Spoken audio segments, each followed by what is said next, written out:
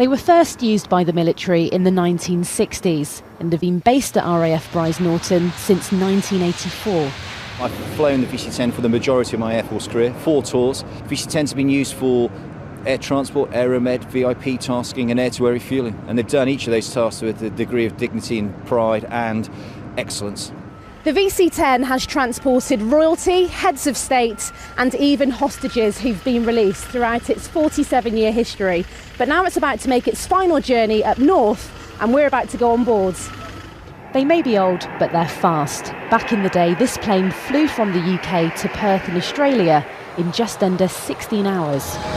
Well, so far so good. Takeoff was about 10 minutes ago, and as you can see, we're facing backwards, which is a common trait in all RAF aircraft for safety reasons. There are only 17 of us on board, including the crew, and we've been told we're heading towards the North Sea near Newcastle to refuel some typhoons and tornadoes.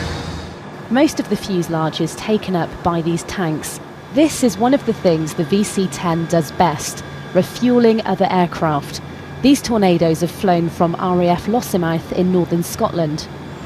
If you look at this area here, you can see just how old this plane looks. This is a 4-man flight deck made up of 2 pilots, a flight navigator and an engineer. It's very different to modern aircraft, which only requires 2 pilots. And if you look at the controls, it's pretty much all manually operated. Unfortunately, because it's getting an old aircraft, it takes a lot of work, and the guys have to work very hard to keep her serviceable nowadays. The VC10's been a part of my life since 2002 when I first started to fly her. So obviously it's been 11 years of some good memories, some not quite so good memories, shall we say, but overall it's been absolutely fantastic, and I feel very privileged to have been given the opportunity to fly the aircraft. This may be the last sortie, but there will be one final journey to museums in Leicestershire and Surrey. Oh man, I'm sad. I'm really sad. Adina Campbell, BBC South.